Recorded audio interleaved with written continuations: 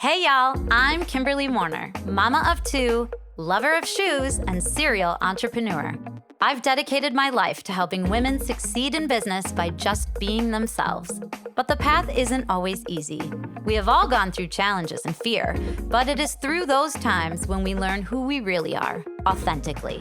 This podcast is for anyone who's experienced fear or is looking for the inspiration to do more, be more, or like me, rise from the ashes and be better than before. Here we go. Hey y'all, it is Kimberly. We're back for another episode of Fearlessly Authentique. And as usual, I'm always excited about our guests, but this guest is uber special, and I'm going to tell you why, and it is because he is the very first male guest to be on Fearlessly Authentique. So get excited. I'm going to tell you a little bit about him. His name is Dan O'Donnell. Dan has more than a decade of experience as a radio news anchor, reporter, and news and sports talk show host. He is a two-time winner of broadcast journalism's prestigious National Edward R. Murrow Award and has won nearly 20 regional Murrow Awards and Wisconsin Broadcasters Awards for excellence. Dan has worked as a Wisconsin correspondent for Fox News Radio, CBS News Radio, ABC News Radio, Fox News Radio, In Session TV, and HLN's The Nancy Grace Show. A lifelong Wisconsinite who grew up just 4 miles from WISN studio, Dan is a graduate of both Marquette University and the University of Wisconsin Law School. He is a licensed, but thankfully not practicing attorney. The Dan O'Donnell Show airs weekdays on News Talk 1130, WISN in Milwaukee, and 1310 WIBA in Madison. Welcome to the show, Dan O'Donnell. I am so honored.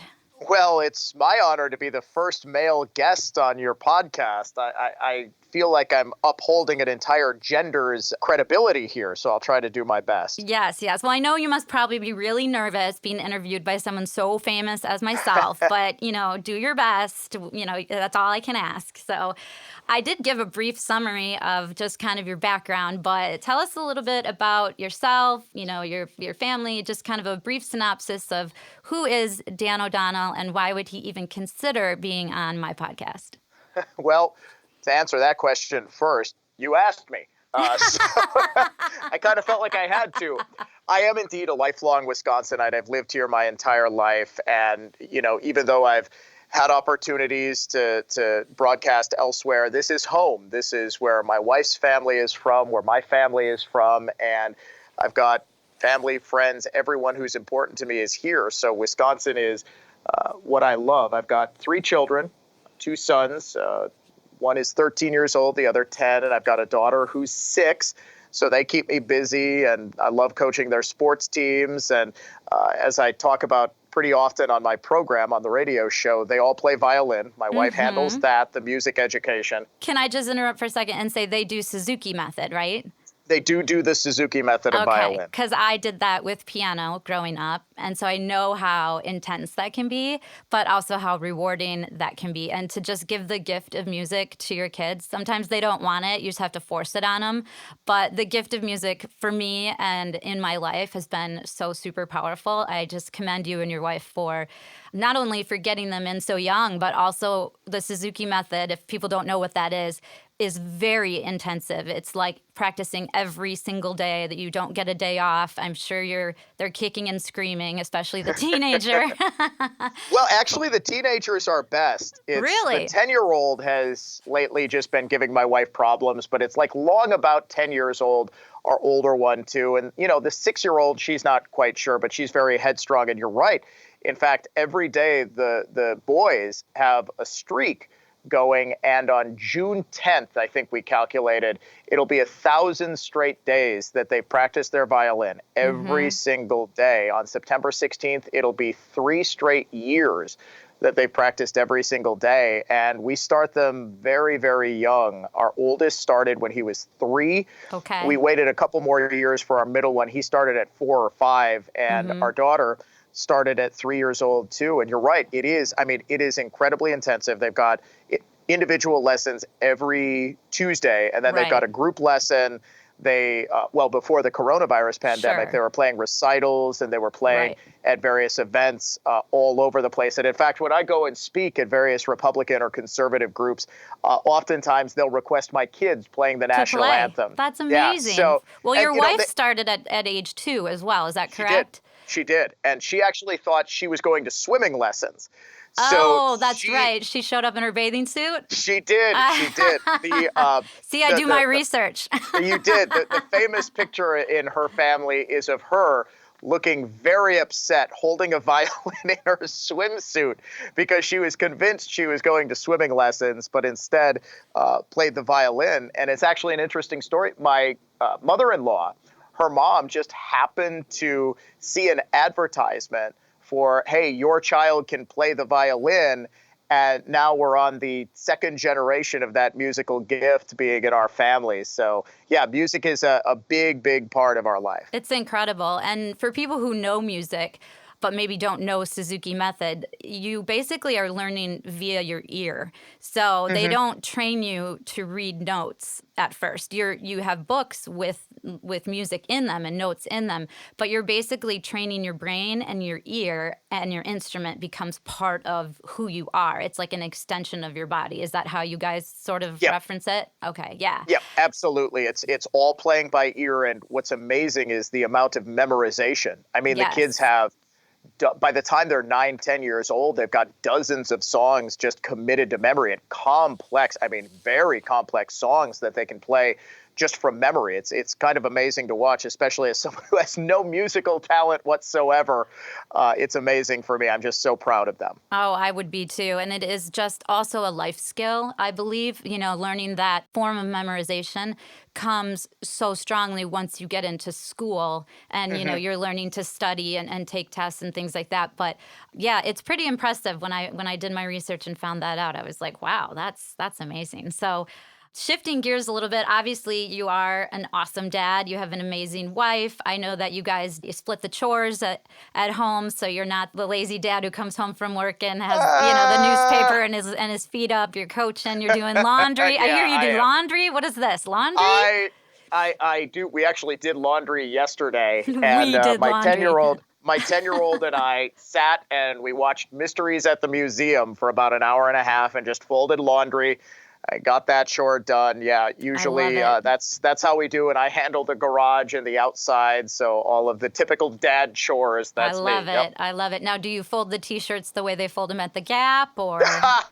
No, we hang up all our T-shirts and stuff. Oh my! So of course. Okay. unless it's like workout clothes for me or something Sure. like that, the kids will have all their stuff hung up. I love it. Oh, I love it. Well, getting to know the personal Dan O'Donnell for me is very exciting. Of course, I know you more on the professional side, just listening to you and then meeting you at one of our recent meetings here in the Racine area. But I really love that my passions are my professions. I own a retail store downtown Kenosha. I think you remember that.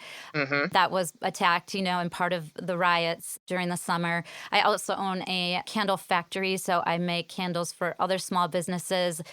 Did you ever have like an aha moment when you were younger that solidified your desire to enter the radio industry? Because I know that you went to school to be a lawyer and then you were kind of almost done or just finishing and you were like, I don't know if I really want to be a lawyer.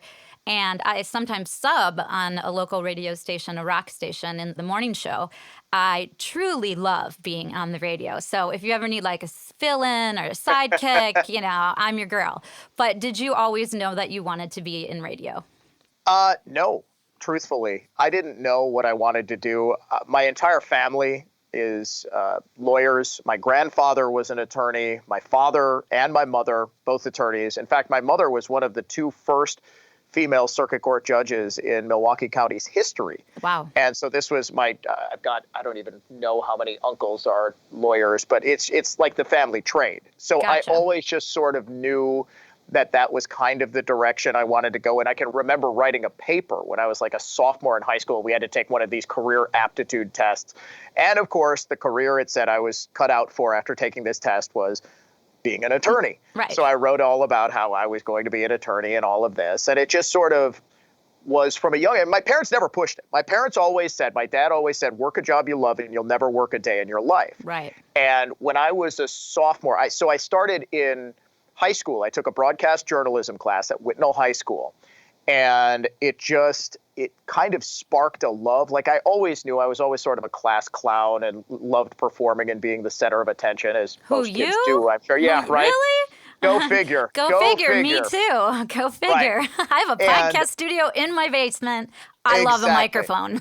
Exactly. And, I was able to sort of channel that for the first time. And I went to Marquette University and I immediately signed up for the campus radio station and campus TV station and loved it. And it was almost by happenstance that I was looking for internships. I worked a summer at a bank and absolutely hated it after my freshman year. And I was looking for internships and I applied to KISS FM, which was like the big hit music station. Yeah. And a guy I worked with by the name of Rob Hart, who's now one of the anchors on WBBM radio in Chicago, he's a good friend of mine. And he said, hey, I know, you kind of thought about being a top 40 DJ or something like that, but have you ever thought about working at WKTI or WTMJ? And he was an employee there. He was doing news and he had started as an intern and he hooked me up with someone there by the name of Dan Kyle, who's another radio personality in town now. I believe he's at 93.3. And I interned with him. And a couple weeks into my internship, I was actually hired to be a producer at WTMJ. And I was hired to be a radio DJ on 94.5 WKTI. I was like 19 years old. So I thought I had made it. My shift was Saturday morning, 6 a.m., where literally nobody is listening. And I got my start doing news at TMJ Saturday night, midnight to 6 a.m. So the only people who were listening to me were probably most of Skid Row and all of my drunken friends who would call the radio station and say, Dan, we heard your newscast. So I was doing that. And this was the summer of 2001. And the seminal moment, I think, in my life that solidified that this was what I wanted to do instead of following that career of being an attorney was 9/11.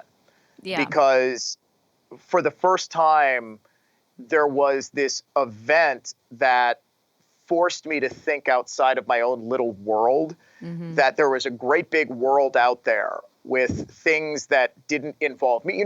Kids, even college kids, have a tendency to be incredibly self-centered. And I was focused on grades and, my girlfriend, who's now my wife, and my friends and all that, And this was the first time I was glued to my TV for probably weeks. I mean, I could not get enough of coverage of 9/11. Same. And the very next day, I was at a class. It was a philosophy class taught by a Jesuit priest at Marquette. And the priest gets up in front of the class and says, I know by now you all know about the devastating impact. What happened yesterday, it was a terrible event. I want to talk today, day after 9/11, I want to talk about what America has done to bring this on itself. And I'm sitting there like, wow, whoa, hey, what? Can you believe this guy? Right. Like, I'm kind of looking around at my classmates like, man, this guy's nuts, right? I mean, it's, terror attack. Gosh. What are you talking about? And students were like raising their hands. I said, yeah, well, you know what? It's the war in Afghanistan that it joined in the 1980s. And I'm like, are you people insane? Wow. And what this, in a very real way, introduced me to was just the anti-Americanist undercurrent of the American political and cultural left. And just how this blame America first idea was very real. And it was at that point, somewhere around there, that I started listening to Rush Limbaugh. And, I knew who Rush was. My parents listened to Rush periodically, and, he would be on in the car. Right. But I started listening and just like I had this little gray portable radio. I can still picture it. It was this little handheld radio. And I would walk around campus listening to the Rush Limbaugh show as I was on my way to class. And the way he was talking about the events of the day and how America was responding to 9/11 and pointing out how phony Democrats' message of healing was. And then immediately after, once it was safe to go back to attacking George W. Bush again, they did. Right. And that, I think, really influenced me. And I said, hey, look, I'm already in radio. Yeah. I kind of want to do something like this. So I would say it was 9/11 that kind of got me on that path. And I ended up going to law school anyway. And because, I figured, hey, there's a Can't million hurt. people. Yeah. Right. And there's a million people who don't make it in the broadcast industry. Sure. So, why not? I might end up sucking at this. And while I was in law school, I got hired by TMJ to do a sports show, a weekend sports talk show. So I was coming back every weekend from Madison to do this sports talk show. And, I did that for years, and I did the Brewers post-game show. And eventually I got an offer from WISN to start doing the type of political commentary that I always wanted to do. So I switched stations, and 8 years later, here I am. Okay, so that is quite the aha moment. I just want to back up for 2 seconds. So you started in sports, and then you got an offer. They were just like, hey, you're great in sports. Like, come talk political? Or how did you kind of break your way into that market? And also, let me just say, Miss Rush, and, may he be resting in such peace, but he definitely paved the way, in my opinion, for AM radio to be what it is. So I'm a little older than you are, so I was already out of college when 9/11 happened. 9/11 impacted a lot of people in a lot of different ways. I wish I would have done what was more passionate to me at the time, but instead I went and became a makeup artist on TV shows like, Oprah and stuff like that, doing the guests. But you really had this huge aha moment. How did you actually was it just like who you knew, but how did you transition from sports to the AM station, which we know Rush was a huge part of paving the way for shows like yours, but just any AM station? Well, it's interesting, and this is sort of a case of it's not necessarily what you know or even who you know, but rather who knows you. Yes. And for many years, the morning news anchor at WTMJ was a good friend of mine by the name of Ken Herrera. And Ken was let go in about 2008, 2009, because TMJ management was, Bob Reitman of Reitman and Miller fame was retiring.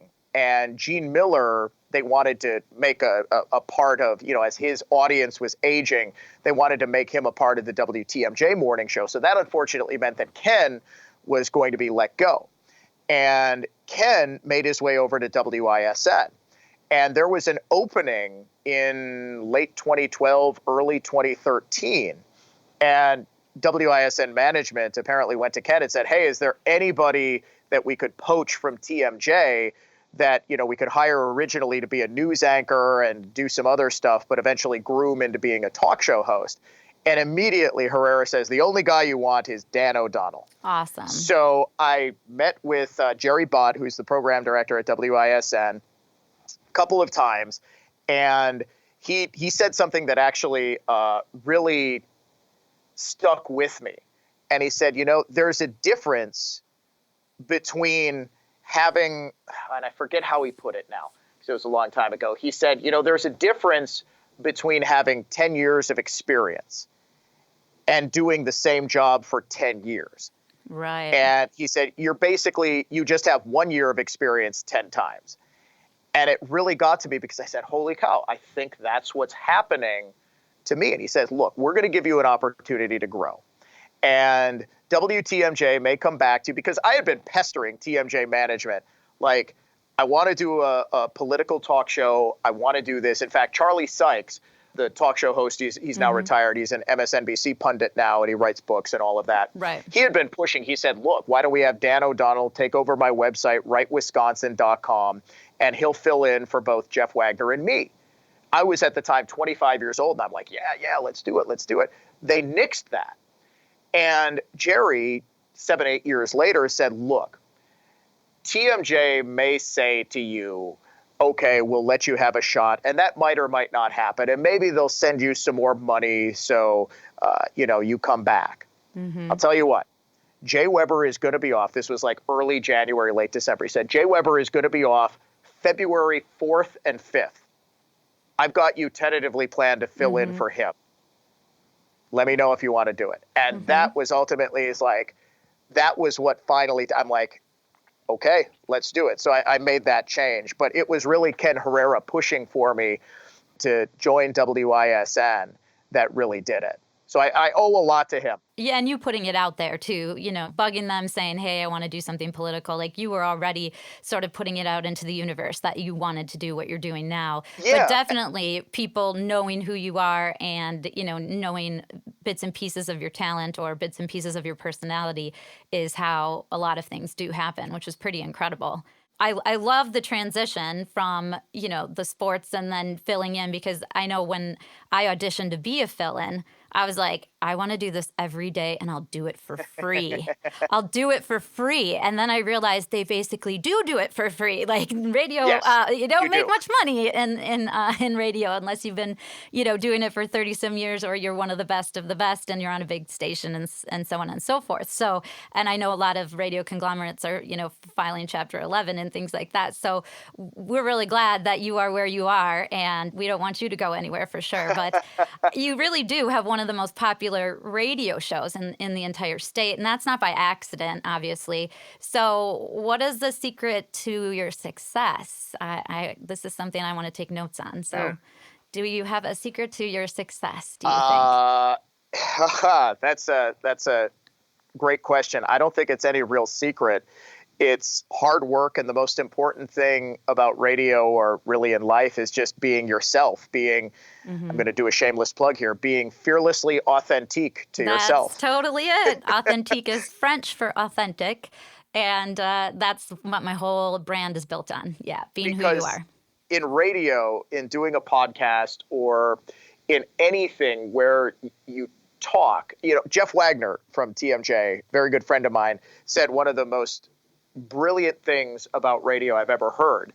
And that was, people may recognize you from TV, but they know you from radio. Yep. And that's always stuck with me, because when you're talking for 2 hours or 45 minutes or whatever it is, and you're not talking in just these prepackaged sound bites or, canned responses to questions, bits, whatever it is, you can't help but reveal a little piece of yourself. Right. And if you're not yourself, if you're trying to shamelessly mimic Rush Limbaugh or something like that, Right. it's transparent, it's phony. What I always try to do on my show is to present not my opinion, which is I could get up there and just shoot my mouth off about whatever I thought, but to always present the facts and research and the logical conclusions which follow from those facts that people won't get anywhere else. For instance, this week, I probably spent, it must have been 7-8 hours on a 3,000-word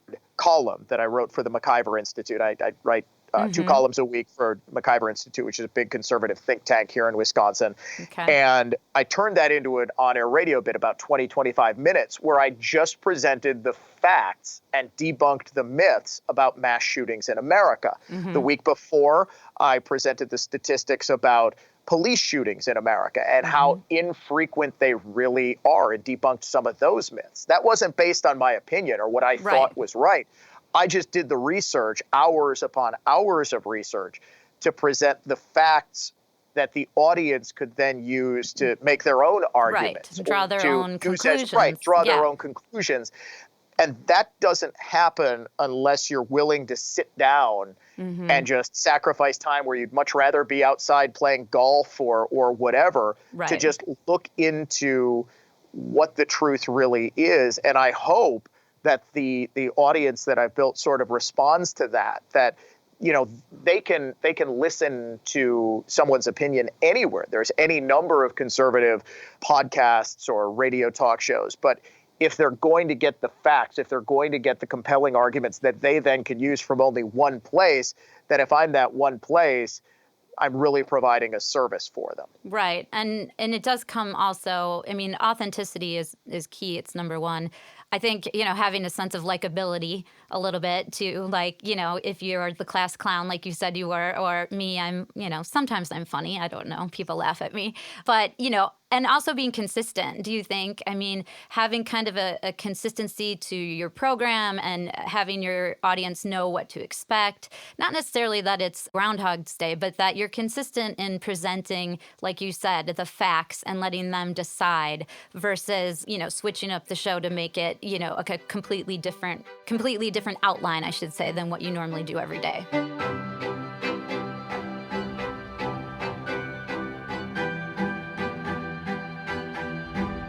Let's talk money.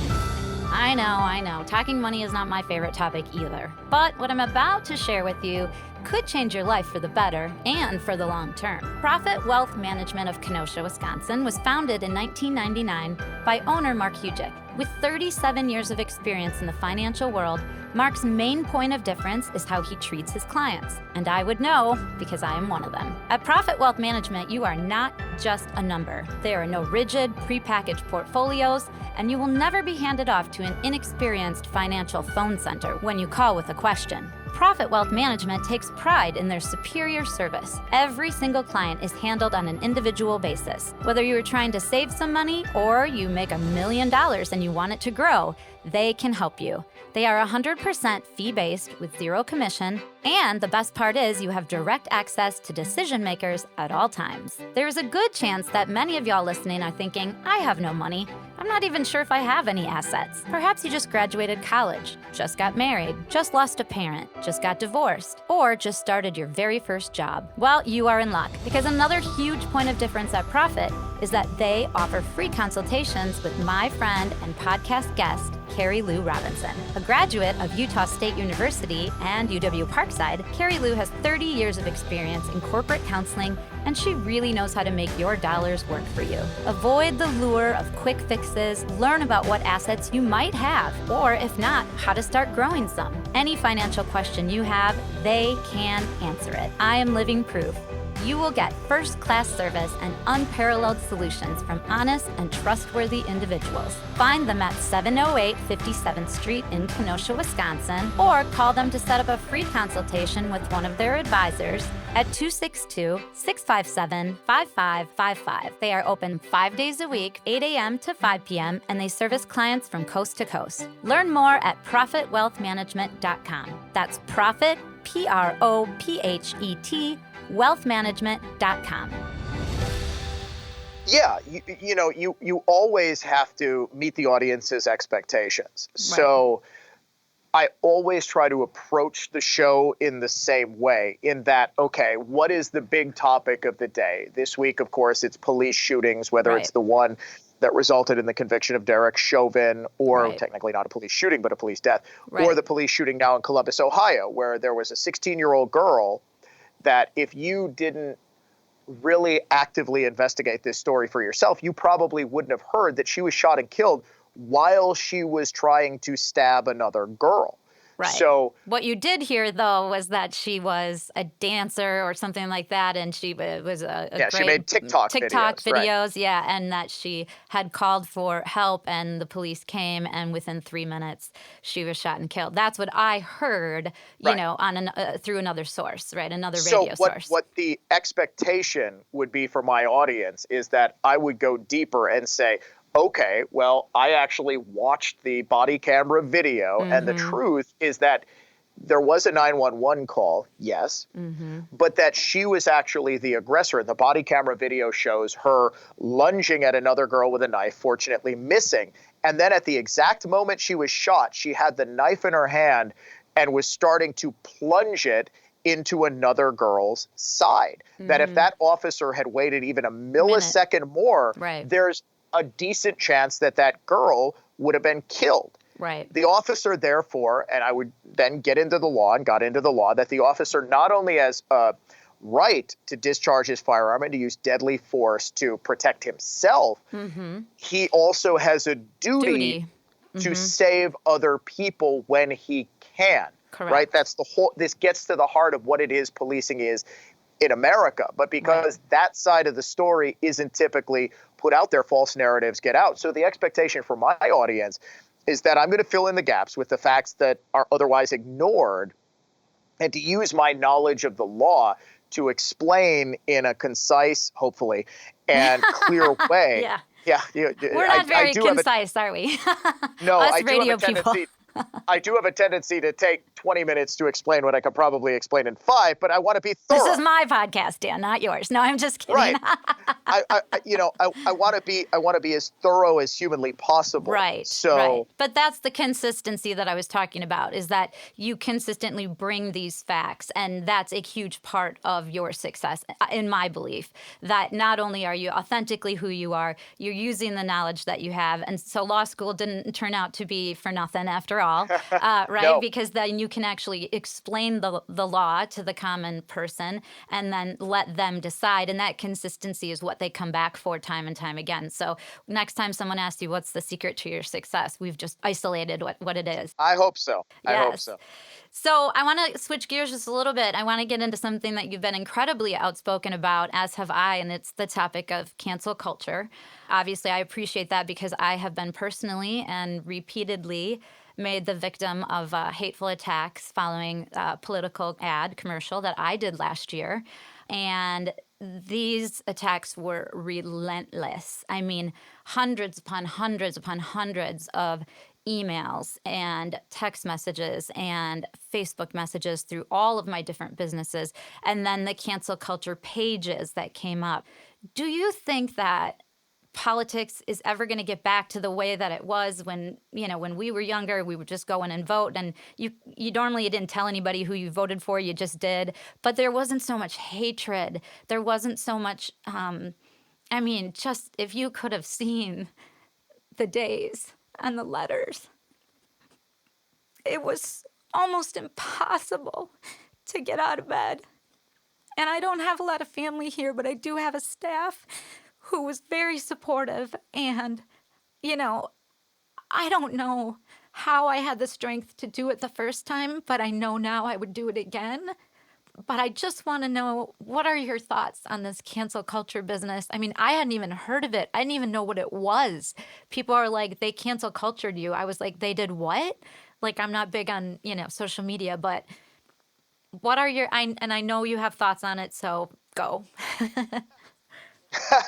Well, first of all, I'm really sorry that happened to you, that you felt so intimidated. I actually hate the phrase cancel culture. I call it reputational homicide, because what it is a deliberate attempt to destroy someone's reputation to the point where they can't operate businesses like you do. And I'm sure you've experienced some as well, okay. Oh, yeah, right. Most definitely. A member of the Wisconsin Ethics Commission, ironically enough, was trying to lead a boycott of my advertisers on 2 of my radio stations. I mean, this is the level that we sort of face it. And in talk radio, we're kind of used to it. But, for someone like you who just wants to, run her business and happen to be caught up in a literal firestorm, it's a rude awakening to how the world is. And unfortunately, it is this way. And I don't think we're ever going back. Unfortunately, that politics is so tied up in everyone's lives and everyone's sense of self. That's the big difference. It used to be that someone saw themselves as a mother, as a business owner, as this multi-dimensional level of self, right? That there were many facets to your personality. And I find this, and obviously I'm biased because I'm a pretty big conservative, but on the political and cultural left, identity is far more wrapped up than it ever has been before in being a liberal. And as a result, in fighting for, and there's this belief that not only are we fighting for our ideas and our vision of the future of America and government and how it should be run, but especially on the left, there is this belief that we're fighting against the forces of evil, that every one of my political enemies is by necessity racist and bigoted and homophobic and sexist and all of this. And there is this existential crisis in America that the greatest threat to it is people who vote differently than I do. That's very different. Right.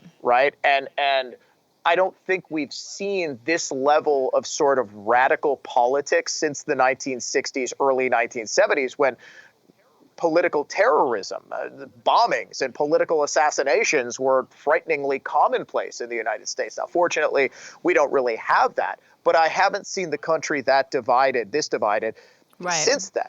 And a big reason for it is this belief that My identity is wrapped up Mm-hmm. in fighting the forces of evil. And because of that, you've got a very vocal minority of people who pretend to be far bigger on social media. And that's a big change. That to me is the Yes. biggest change, is that social media has given literally Right. everybody a voice. Yes. And a Right? voice, So keyboard even warriors, a voice that they wouldn't necessarily say to your face, potentially. I mean, I lost oh yeah. friends and, a potential business partner for another business I was going to open, surely because it was now out there that I was a hmm conservative. I mean, people knew I was conservative to begin with. I wear a cross and I go to church and I own a businesses, for heaven's sakes. I mean, it's just kind of a natural deduction. I come from a long line of business owners. But until I said it out loud, then, they didn't hate me until they knew for sure, until I said it out loud. And then all of a sudden it was, we are enemies after 10 years of friendship. We are enemies after birthday parties and holidays celebrated and gifts given and, laughs and tears and all that. It just blew my mind, actually. And I mean, obviously I'm in therapy now, that, and I have to wear waterproof eyelashes. Otherwise they fall off every time I tell this story. But, yeah, it's scary, and it's becoming where we want to erase history. I feel like things are happening, taking down statues. And I mean, our kids already don't know what a rotary phone is, for heaven's sakes. Now we're going to take history and knock it down or remove Yeah. it from museums. If you don't like it, just don't go to the museum. Don't look at the statue. These are things that I don't know how to reconcile. And I'm not sure what you tell your guests or how you reconcile that or talk about those sorts of things. But the cancel culture has now gone to the nth degree, in my opinion, and we're erasing history.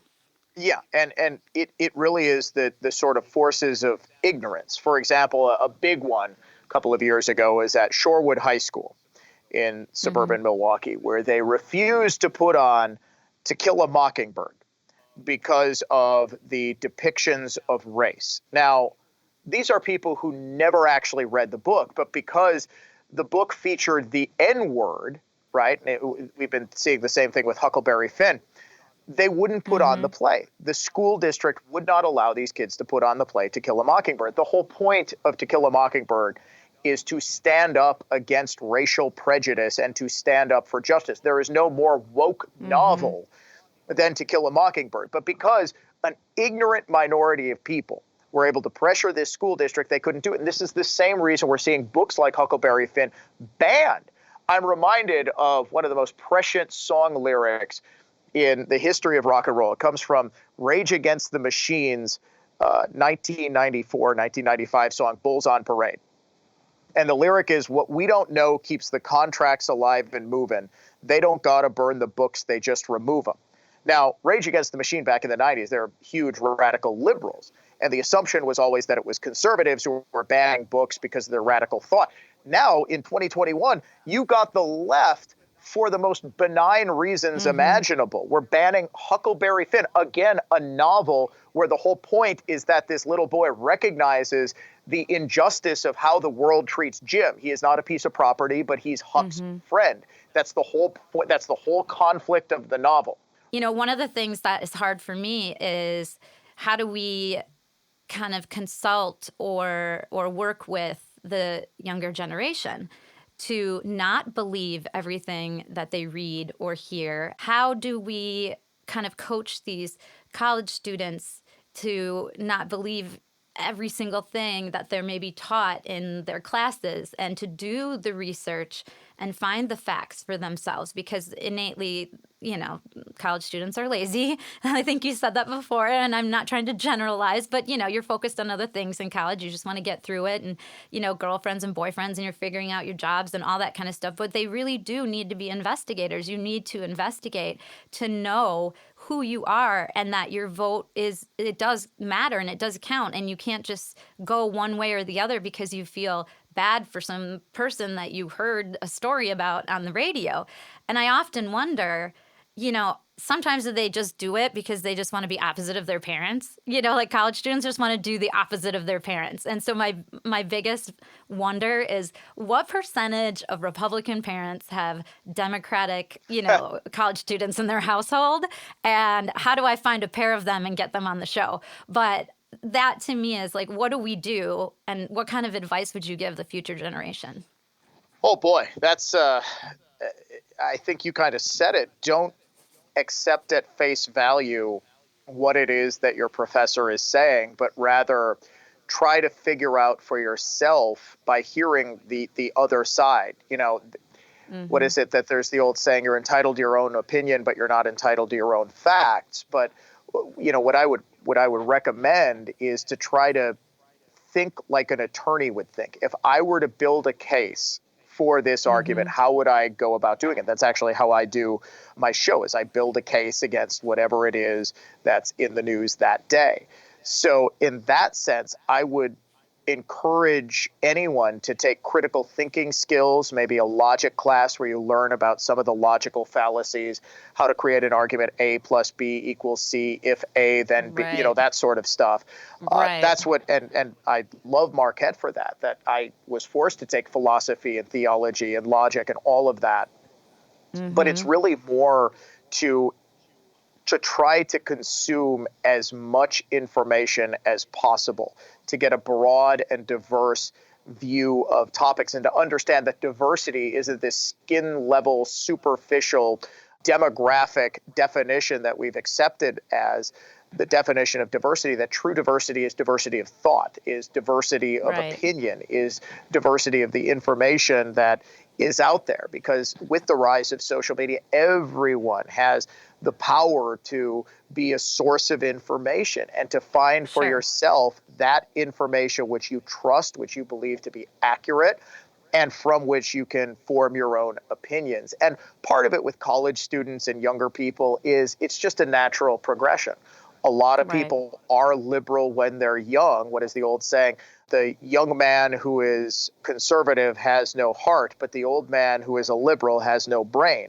And it's sort of as you get older and you start thinking about things logically and you start paying taxes and you start living on your own. You get a job. Right. You start thinking about things more critically and start to understand that what you were fed from the basketball stars that you follow on Instagram and the college professors who like to focus on their own ideology instead of the actual course material wasn't entirely right. You start to take a different view of that. And that's why there's this natural progression. As people get older, they tend to be more conservative. I think that we've had some awesome conversation. I only have a couple more kind of fun questions for you. All right. Still on the level of cancel culture, have you heard of this independent rapper called Tom MacDonald? Yes, I have. MacDonald, Tom MacDonald. Okay. So, because he wrote a song, it's called Canceled, and it's about him being canceled, cultured, basically. He's independent. He doesn't have an agent. He is a Caucasian man. He's got tattoos on his face and he braids his hair, and, he looks like he looks like what he looks like, I guess. But people judge him and assume that he is, a racist, a skinhead, whatever you want to call it. And he has got some pretty amazing songs then. And so I always listen to the song called Canceled right before I do a podcast, just to kind of get me pumped up. So I'm going to challenge you to download that. And before your segment tomorrow, I want you to listen to that song, get pumped up before your 9 a.m. before you start talking. And I want to know if it changes the spirit of your show, because it really is a cool song. And he's a cool dude, and he really has some great insights in his music and his lyrics. And I know that you normally are into more of the classical yet symphonic. How do you title that? It's like classical hip hop, classical EDM. Fusion. EDM, yeah. And it's got strings and all that kind of stuff. So, but check it out and let me know, tomorrow afterwards, shoot me an email. Let me know if that changed, how peppy you were for your show, because it does for me. So lastly, just two quick questions. Is there a book or a podcast or anything that you would refer to other people, one that you love, somebody that you listen to yourself, or just something in general? It doesn't have to be political, something that you like or that you go back to often, book or podcast? Oh, boy, that's a great question. It's kind of ironic. I don't consume a whole lot of media.